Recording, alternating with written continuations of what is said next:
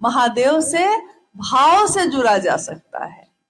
और भाव कैसे आए, इसके लिए आपके बीच तो गुरु बहन लोग आती ही हैं, वो लोग बताई हैं कि भाव कैसे जगे। क्योंकि भाव जगता है जगत के लिए, लेकिन महादेव के लिए नहीं जगता है। इसके लिए बहुत जरूरी है कि पहला सूत्र हम करें, मन ही मन अपने गुरु शिव से कहिए, हे शिव आप मेरे गुरु हैं, मैं आपका शिष्य हूँ, मुझ शिष्य पर दया कर दीजिए। दया क्यों कह रहे हैं हम लोग, कृपा क्यों नहीं कह रहे हैं? ज्यादातर लोग तो यही ना कहते हैं कि कृपा होगी तब ना, लेकिन महादेव को गुरु बना के तो दया मांग रहे हैं। क्योंकि महादेव कौन है? भगवान, और भगवान गुरु भी है। लेकिन हम कौन है?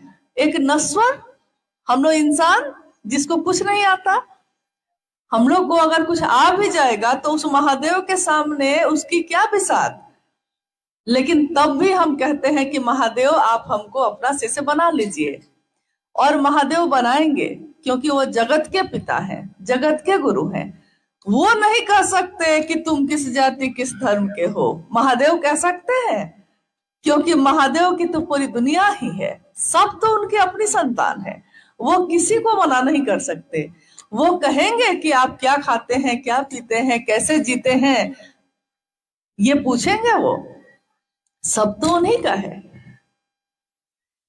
तो वही महादेव जब हम पे दया करेगा तो बिना उसकी दया के हम शिष्य बन सकते हैं? नहीं बन सकते। इसीलिए पहला सूत्र में हम बार बार यही बात कहते हैं। और दूसरा सूत्र जो है उसमें हम महादेव की बात करते हैं, जितना आता है उतना ही। हम लोग को तो बहुत कुछ नहीं आता, आपको भी बहुत कुछ नहीं आता, लेकिन महादेव के लिए भाव कैसे पैदा हो ये तो आपको आता है। जब जगत के लिए आता है तो महादेव के लिए भी आएगा। महादेव की बात करते करते, शिव चर्चा करते करते एक दिन हमारा मन महादेव के लिए भाव से भर जाता है।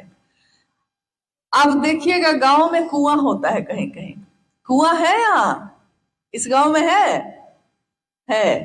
तो कुआं से पानी निकालने के लिए बाल्टी और रस्सी बांध के लटकाते हैं। उसमें कैसे निकालते हैं पानी? बाल्टी रस्सी में बांध के लटकाते हैं ना।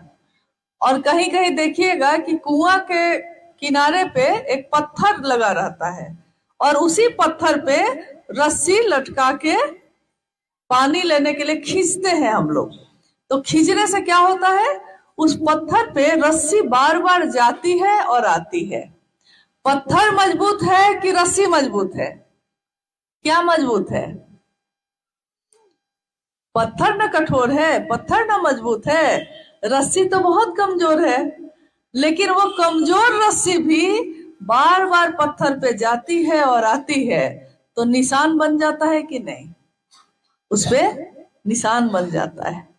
और हमारे मन में अगर बार बार हम ये कहेंगे कि महादेव आप मेरे गुरु हैं, मैं आपका शिष्य हूँ, मुझ शिष्य पर दया करिए, और उनकी चर्चा करेंगे, अगर बार बार ये काम करेंगे हम, तो मेरे मन में हमेशा के लिए महादेव की याद रहेगी कि नहीं रहेगी?